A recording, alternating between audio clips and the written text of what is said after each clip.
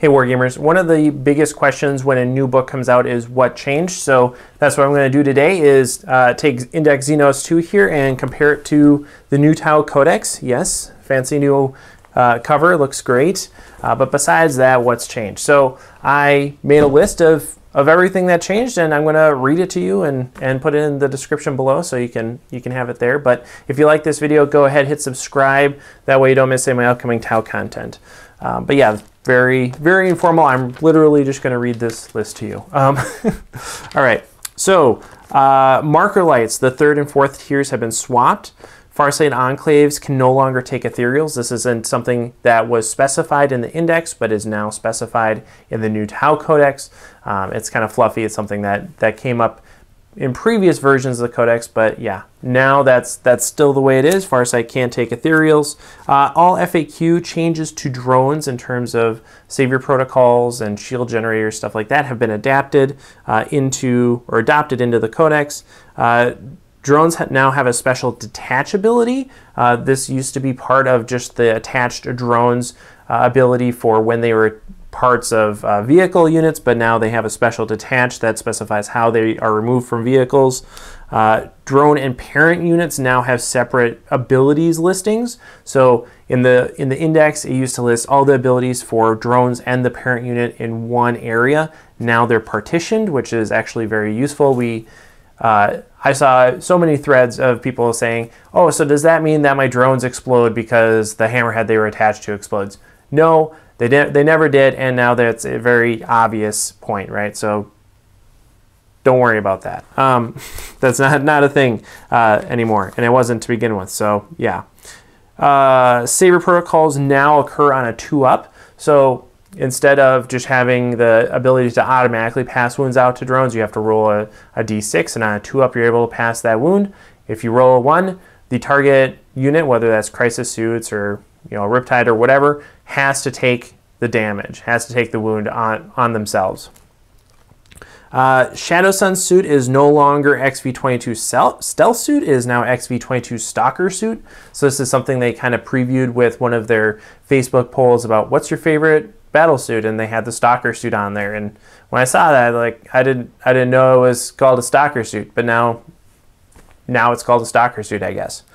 Farsight has a high intensity plasma instead of a standard plasma rifle, and the Dawnblade is now +3 strength. The XV8 Commander option was added. Coldstar can now take any loadout except for cyclic ion blasters, so you can take a high output burst cannon and 3 fusion blasters, or any combination that you want, so long as there's not a cyclic ion blaster involved. Darkstrider Structural Analyzer is now +1 to wound instead of -1 toughness. So it used to be that you would just treat the toughness of a unit targeted by him as -1, but now it is just +1 to wound, which is way better. Because a lot of the time that -1 toughness wouldn't make a difference at all.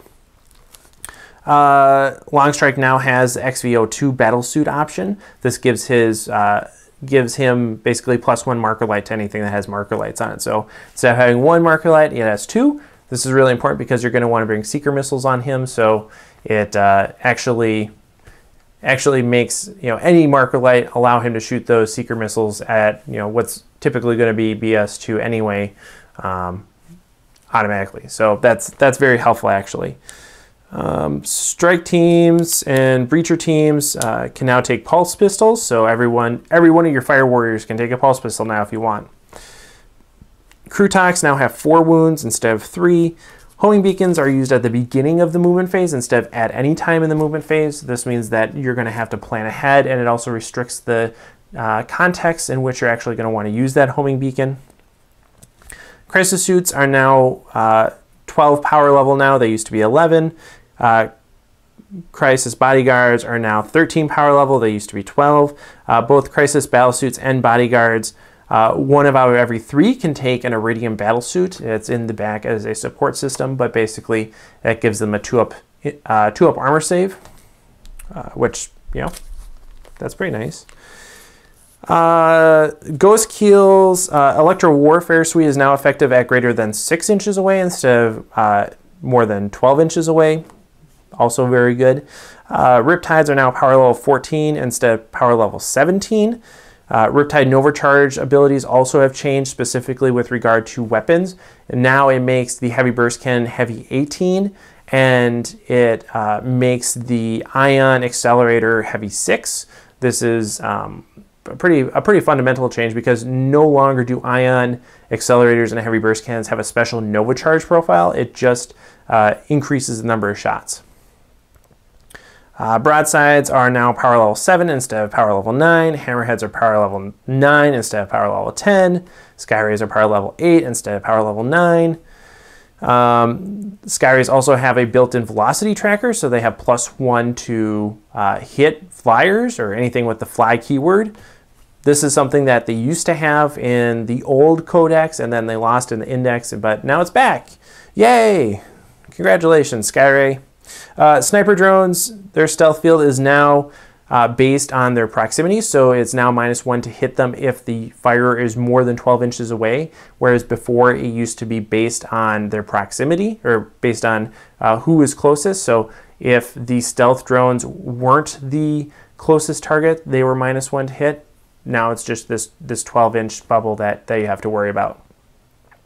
Devilfish are now power level 6 instead of power level 7. The Tidewall shield line is power level 4 instead of power level 3. And the Tidewall field has been reworded to clarify how it works.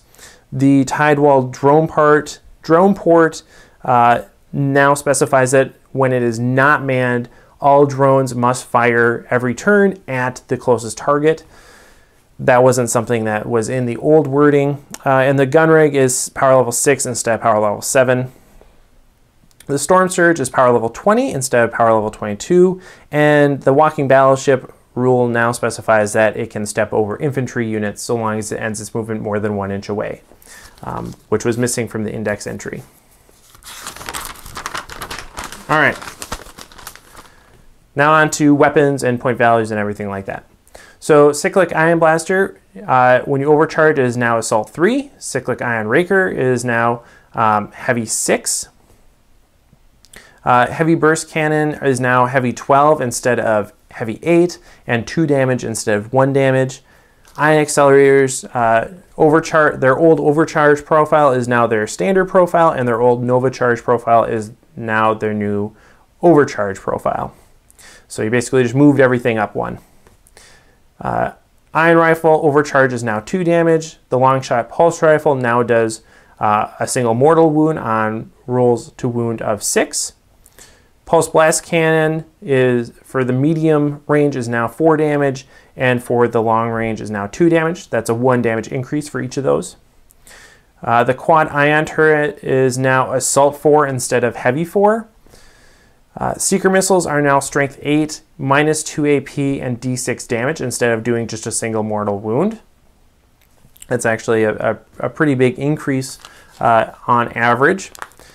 Drone Controller now specifies that a unit has to be within 6 inches of any friendly models with a drone controller. So this should avoid any of those questions of, do my drone controllers stack? No, they don't. They didn't before, but now that should be even more obvious. Multi-tracker now only works on units that are more than 5 models. So the unit like the Crisis Suit or whatever you have the multi-tracker on has to be firing at a unit of 5 or more.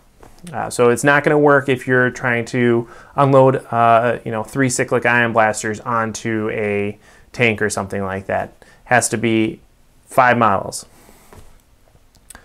Early Warning Override is now -1 when being used, -1 to hit. So instead of firing at your full ballistic skill, you have to take -1 when using Early Warning Override. All right, so that's all the minor rules changes. Well, not really minor, but those are all the rules changes. Now on to points. Breacher and Strike teams are both down to 7 points. That's a 1-point change. Support turrets are down to 0 points. That's a 20-point change. Kroot are down to 5 points each. That's a 1-point change. Devilfish are down to 80 points. That's a 21-point change. Riptides are down to 185. That's a 24-point change. Piranhas are down to 38. That's a 7-point change. Vespid are down to 14. That's a 1 point change too. Gun drones are up to 12. That's a 4 point change. Broadsides are down to 60. That's a 20 point change. Hammerheads are down to 100 points. That's a 17 point change. Skyrays are also down to 100. That's a 19 point change. The airburst fragmentation projector is down to 8 points. That's a 2 point change. Burst cannons are down to 8. That's also a 2 point change.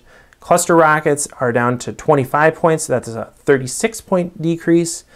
The fusion collider is down to 35 points. That's a 9 point change. The heavy burst cannon is down to 35 points. That's a 20 point change. The heavy rail rifle is down to 35 points also. That's a 28 point change. The high yield missile pod is down to 25 points. That's a 16 point change. The ion accelerator is down to 65 points. That's a 42 point change. The ion cannon is down to 35 points. That's a 20 point change. Pistols are up to 1 point. That is a 1 point change because they used to be free.